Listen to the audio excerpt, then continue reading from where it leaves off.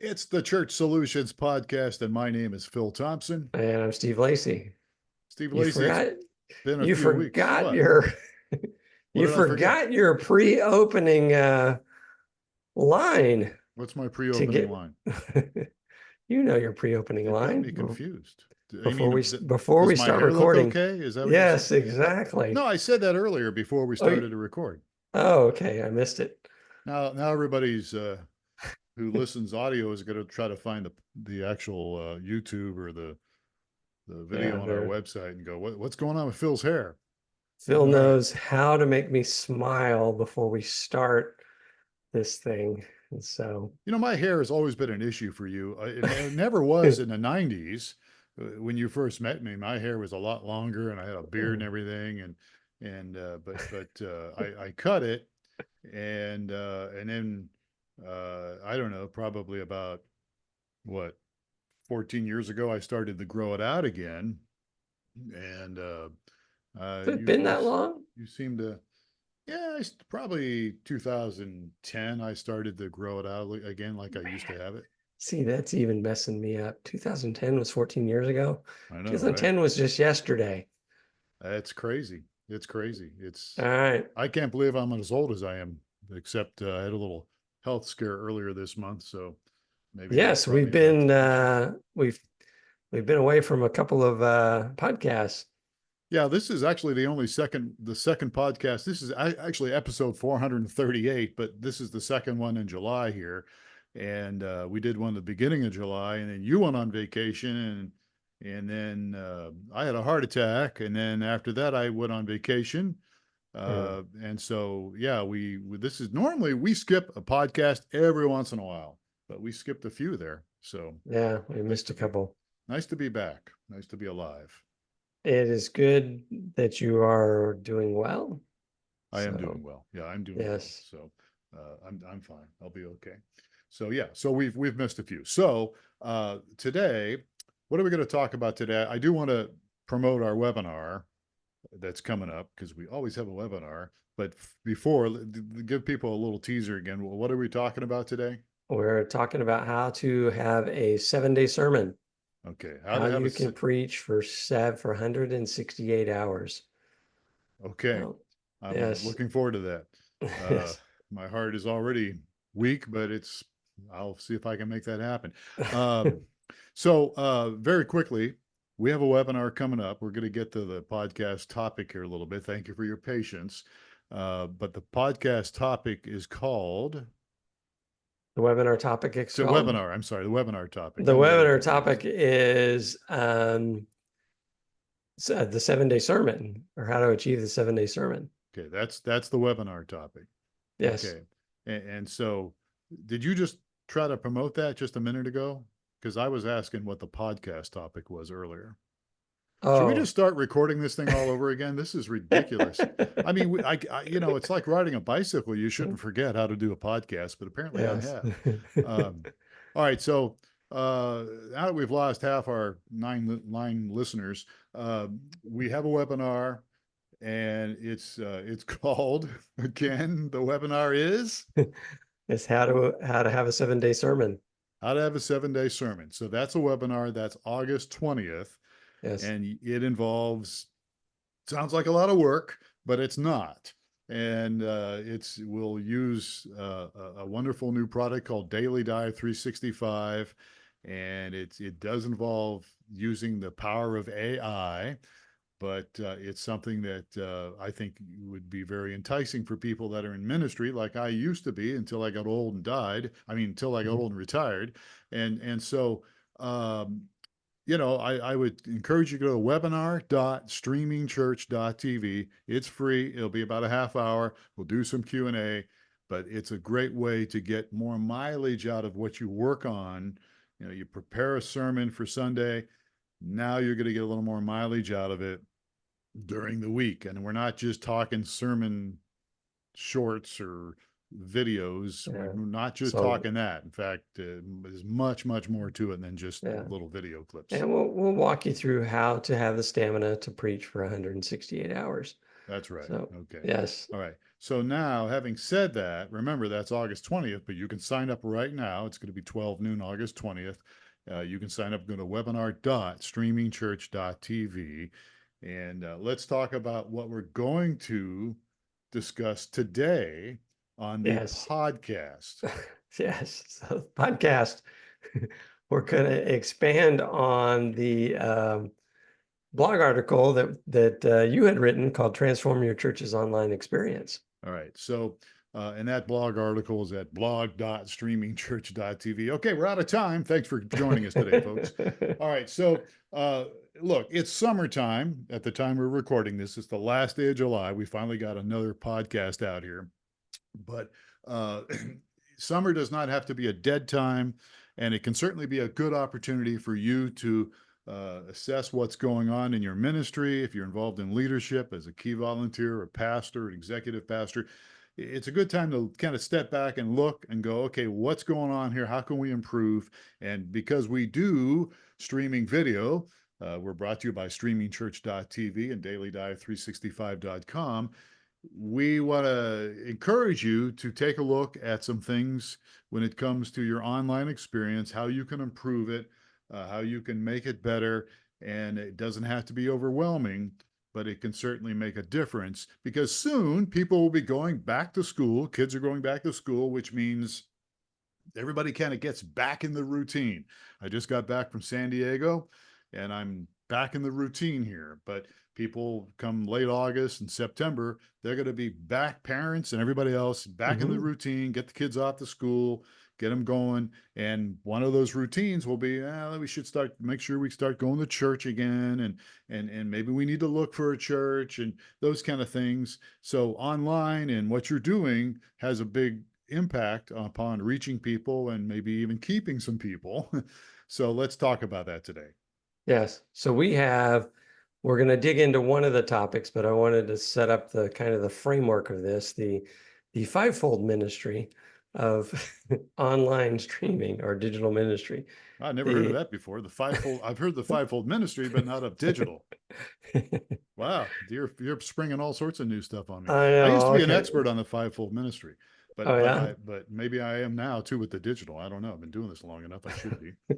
All right. I'm sure I'm using the completely wrong terms, but so there's one of the areas that we have been learning from Graham Spencer on in how to improve your digital ministry is it falls into 5 major areas.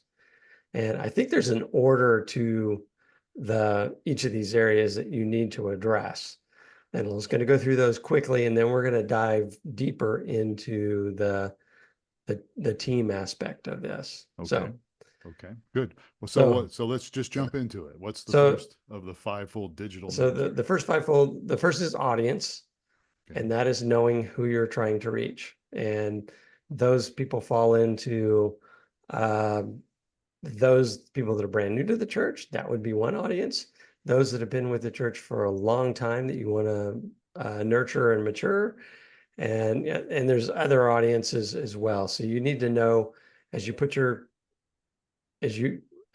go to the next step, which is strategy, you need to know what your audience is.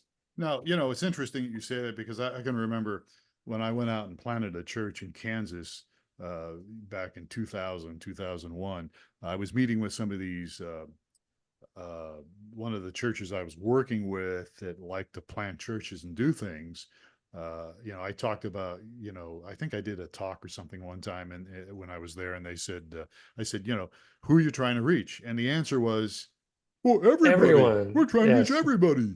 But that's really, I understand the idea. You want to reach as many people as possible, but you can't, it doesn't make sense to, well, we're just going to reach everybody. You can't really do that, right? Yes, because you're not going to appeal to everybody. Yeah. So, you need to target as you're starting a ministry, what is my target? And then as you identify your target, this is true in physical ministry as well as digital ministry. What you mentioned is a great example, So if I'm going to target young families, I need to put together a strategy that is going to be effective with young families. And that would be things like making sure there's daycare, that I have a great children's ministry, that I have strong marriage, things that would appeal to a young, a young Right. family. So same thing with the online audience. I mean, this may not be just like the church plant, but you need to figure out, if I'm going to try to reach new people, I'm going to put a strategy together that is very different than I'm wanting to feed my loyal flock. Yeah. That's going to be, a very different kind of things. The first group is going to be less accepting of problems and issues, whereas if you're feeding your loyal flock, they're willing to tolerate some things. Now, when you So, say problems and issues, you're talking technical problems? or just, we'll just put this together and they'll be more willing to tolerate a lower quality A experience, sloppy a experience? sloppier experience in Kind of like this order. podcast today? Yes. Yeah, okay. Go ahead. Yes, they will be much more tolerant because they love you. And they know you. It's kind of, the Graham Spencer one talked about having people over to your house and the amount of cleaning you do. And if it's friends and or family, you're gonna, maybe do some minor cleaning. If it's someone you want to sell your house to, you're gonna repaint and do some major things. So it's just, so your strategy is going to be dependent on your audience. So I think step number one is figure out who we want to reach. Who do we want to have our digital ministry for? Okay. All right. And That then I makes would sense. develop a strategy. So in the case of we're trying to reach new people, then I may be putting a strategy together of making sure everything's very polished, everything is very bite-sized. Mhm. I will not linger with a very long worship set, or, I'll do some things differently. Okay. All So right. as opposed to, if I want to feed my flock, I'm going to maybe the complete opposite. I'm going to really deep dive on things. All right. So So the first one's audience. audience, and then strategy, and then content, and that goes together as well. And content's going to be, in my typical example there, if I'm trying to reach new people, my content's going to be very tight, and it's going to be high quality. It's going to be very tight. It's going to be very bite-sized, very consumable. Tight. Whereas So tight being maybe not as long-winded. maybe not as long-winded and a little more polished. Okay. Um, yeah. Yeah. A little And more then professional looking. yes. Yeah. And then the one we're going to dig into deeper is team, but let's jump over to equipment. Yeah. So the last thing, I have my audience figured out, I have my strategy, I know what content I'm going to do, and then I'm making decisions about equipment. Yeah. And as we found with most ministries, the first thing they talk about is equipment. And Yeah. they haven't gone through the who am I trying to reach? What's my strategy? What content am I going to put together? So I may be buying different equipment if, debating on what kind of content I need to produce. Yeah, and depending on maybe what kind of team you have too, which we'll get to Yes. in a moment. But Yeah. so basically the cart gets before the horse in many cases, as you're saying here, is that churches think, yeah, we should do streaming, we should improve our streaming or whatever. And so they look at equipment, but they don't necessarily look at the things you just mentioned: audience, strategy, content, Yeah. team. And a lot of churches that are probably listening to this have already invested in equipment. They've already have a team in place, but they haven't put a lot of thought into audience strategy and content. Yeah. So Yeah. they Well, may, so, so, and that's probably where, most of the churches are going to be. There's probably churches that already have a semblance of a team with their digital ministry. yeah. So with that, we'll dive deeper into some of the notes that you prepared. So the, with one of the first things about your team is to assess your current team and assess that team in light of my audience and my strategy and the content. So for example, you may want if depending on what audience you're trying to reach, you may want to have a skill set on that team is going to vary, Yeah. you know? Yeah. If you want, as you mentioned earlier, if you want something really, really super polished, the content being tight, as you say, uh, that may not be something for newbies, maybe to handle, or people that yeah, don't have a lot of experience with video editing and those yeah, kind of things. yeah. So, And if I'm wanting to reach a brand new audience, then a lot of, I'll call it new media comes into play, meaning social media and YouTube media, and having somebody on your team that's really savvy with the latest tricks in Instagram and YouTube and those whole environments, that's going to weigh. If someone has those skills, if I'm trying to reach a new audience, that's something I either want to recruit that kind of skill or try to foster that skill if I already have an existing team. yeah, that's a good point. And by the way, Steve mentioned notes here. If you're keeping score at home, as I always say, you can always go to blog.streamingchurch.tv, and this is the latest blog we've got up here. All right, so assessing your current team, really taking an honest look at things, and skills and expertise. Workload's another thing, right? I mean, uh, if you've got a lot going on, Yeah, is that something that could overwhelm your people? yeah. Can they maintain a high level And if a they lot got a of lot? times you'll find at, a lot of churches is that there's people they're wearing multiple hats, right? And so they're the sound guy, but they're also in charge of, the video equipment and that sort of thing. And so, yeah, that's where the workload could be. Yeah, Yeah. Do you I want think, to? yeah, absolutely. I think the other thing too, as we looking assessing people, is, what's the passion level, what's the commitment level that people have in their role. And Mhm. I have found over the years of working with volunteers, and I did this not only with church stuff, but in Christian radio, we actually had an internship, and people that had passion and commitment would eventually kind of rise up the ranks, so to speak. I mean, talent's obviously important, but if you've got passion and commitment in your team people, you can do a lot. Yeah, You can get a lot done. I think it's natural for someone with passion about a certain area, Yeah, has an interest in an area, they're going to want to go do that area. So they're going to get very skilled in that area. So, I mean, passion, even if they're early on in the life cycle, they just like, they glommed on, I just want to be a part of the live streaming team because that's, I think I have a vision for it and I know where it's at. And yeah, even though they may not have skills on day one, you can see that you can expect that they will mature very quickly. yeah, yeah, absolutely. Obviously, one of the important things, of course, is being able to work with other people, work with other teams in your church. And you definitely want to make sure you've got people that understand the value of working together, the value of working as a team, even though there's maybe different departments in your church.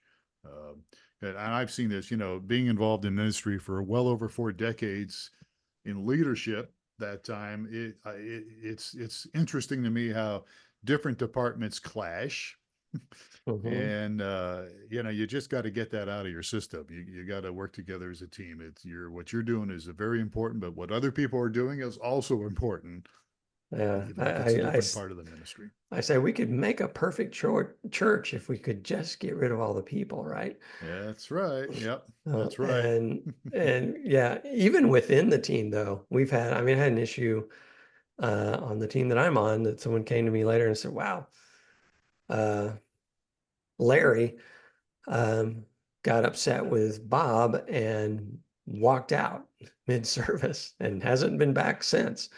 Yeah, So, yeah. and And you if you're later, listening, yeah. Larry, Yeah.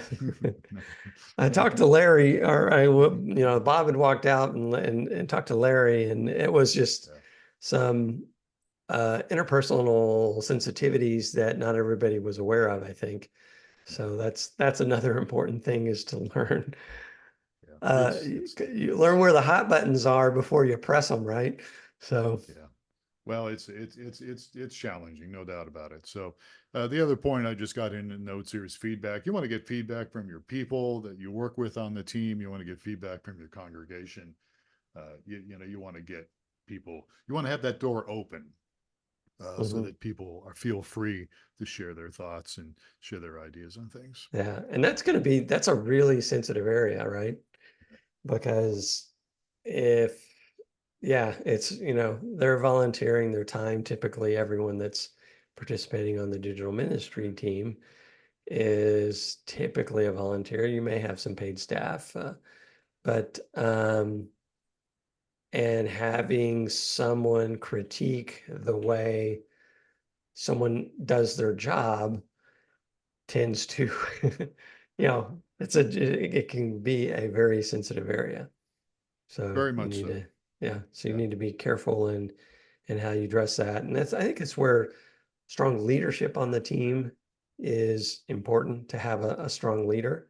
Because if you don't have a strong leader and the leader isn't bought into kind of the vision of the church and willing to take that feedback, then you're gonna run into some, prime areas. So, or if you have a particular role and someone's picking on the role and saying, hey, you're not doing that the way I think you should be doing that. I'm a video switcher. I think you should be switching more often, or I think you need to switch less often, or you need to make your switches better. Um, that can really get on the feelings of the person. But if there's a leader of the team that's willing to soften it and say, that is some good feedback. We as a team, we need to take that into consideration. We're switching too slow. Whatever it may be, because we're trying to reach this newcomer and they don't have a long attention span. If you watch TV, these cameras are never on anyone for more than 3 seconds. We probably need to, move in that direction too, as opposed to, yeah. I think one of the things as somebody that's 66 years old now, I can tell you that one of the things I lacked in my leadership abilities, I always felt like I was a good leader, always felt like I was a strong leader, and I had people tell me that. But one of the things that I really lacked, I think, in my life, looking back on it, was compassion. I didn't have a lot of compassion for people, and I didn't show it anyhow, and I probably didn't have it. That's why I didn't show it. And kindness, and so that's you know that those are things you have to really get a grasp on, Yeah. because when you're working with people, you've got to have kindness, you've got to show Yes. compassion, because And that's something that you're much further along in than, I mean, it's personality types too. I'm very similar, right? yeah, Engineer, black and white. This is right. That's one. 1 + 1 = 2, and you don't have a lot for me. I mean, as well, showing some empathy and compassion yeah. it's important. It And really is. It is important. And if you have, compassion, I mean, we know, uh, I won't say his name, but we know, well, a guy used to be on staff at your church, which was my church for a while. Uh, I wouldn't say he was the greatest leader, but he had a lot of compassion, and he, mhm. he was very kind.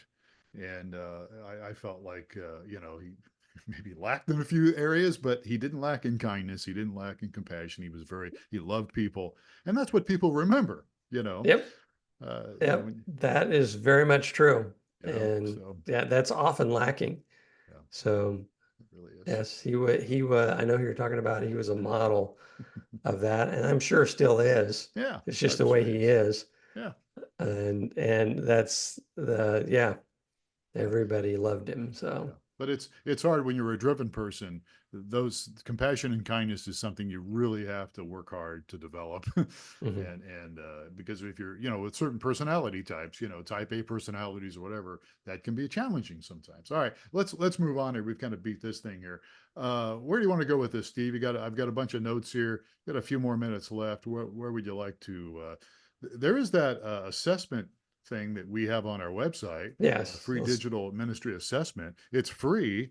And if people go to, where would they find it? They go to streamingchurch.tv/resources. They can go there and it's listed, or they can go streamingchurch.tv/assessment. Okay. And All that'll right. take them right to the assessment. But it's listed under the resources. It's Okay. actually the top resource. All right. Yes, and this will allow you to go through and kind of score there's a bunch of questions. It's going to ask you a bunch of questions. It may take 10 minutes, maybe, I don't know, to go through and answer all the questions that it has. And it will, all of the questions are really around these 5 areas we talk about. And then it will give you a score in each one of these areas being audience, strategy, content, team, and equipment. And what Graham had mentioned, a lot of looking at a ton of these assessments, certain people do, or most churches do well in a couple of areas, and it's fairly consistent, but they're not typically the areas that you need that's going to make the most difference in your digital ministry. So Yeah. All right. So again, that link would be streamingchurch.tv/assessment. yes. Okay. And yep, Yeah. take the assessment. Only takes a few minutes. You'll get a 22-page written results scan and give you some area. It will score you in each of those 5 areas according to whether you are bronze, silver, or gold. And Very timely with the Olympics. Yeah. very timely for the Olympics, yes. Yeah. And then you'll get, I think there's an overall score as well. So it gives you an area to it allows you to assess where you need to work on some things. Yeah, that's good stuff. And again, if you just go to the blog, blog.streamingchurch.tv, we've got a link for the assessments in the article that we're talking about here, transforming your church's online experience. There's a lot of things to look at, but I would just simply say this: that set some goals, uh, try to look at some analytics. Uh, Seek some outside help. We're available, and even with the assessment, people can certainly reach out to us here at streamingchurch.tv. Everybody on this team has been involved in ministry, either on staff or on leadership teams. And Steve, you're still running the switchers I'm a Saturday night. volunteer. You're a volunteer, and so it's not like on the production team. Yeah, it's not like we're green here. We've been doing this for a long time. So if we can help you in any way, we certainly want to do that. We just want your church to be successful, whatever you feel like the vision that God has given you. So look at those things and check out the blog here, and just know that you're not alone. There's some opportunity here to improve. Summer is a great time to do that because, as I mentioned at the very beginning, people are getting back in the routines here pretty soon, and it should be a good fall for everybody, good autumn, and there'll be opportunities here to just get what you're doing to the next level, reach more people, help people that you've already got connect in a deeper level. And don't forget about the webinar. And that will be happening August 20th. And you can sign up for free at webinar.streamingchurch.tv. And it's called the 7-Day Sermon. Keep your congregation engaged with daily content auto-generated from your messages. And we're not just talking video here. Okay, we're talking devotionals and other things like that could really help your people grow and connect. Sounds. All right. It's a wrap. All right, we're done here. All right, good. Okay, appreciate everybody's patience. Hey, if you have not subscribed to the Church Solutions podcast, you can do so, and that way you'll never miss a podcast. But we're back on the bandwagon here, so we took a few weeks off, but we're going to be going full steam ahead here, full steam ahead. Or full stream ahead, I guess you could say. So there's lots of stuff coming up here in the rest of 2024. And we always want to hear from you. Just go to streamingchurch.tv. That's us. And you can chat with us live, or if we're not there, leave a message. We'll reach out to you. Thank you, Mr. Steve Lacy, for your time today. Glad to be here. I'm glad to be here too. I'm Phil Thompson. And again, thank you for spending a little bit of time with us today on the Church Solutions podcast. Please take care of yourself and each other, and we'll catch you again on another episode.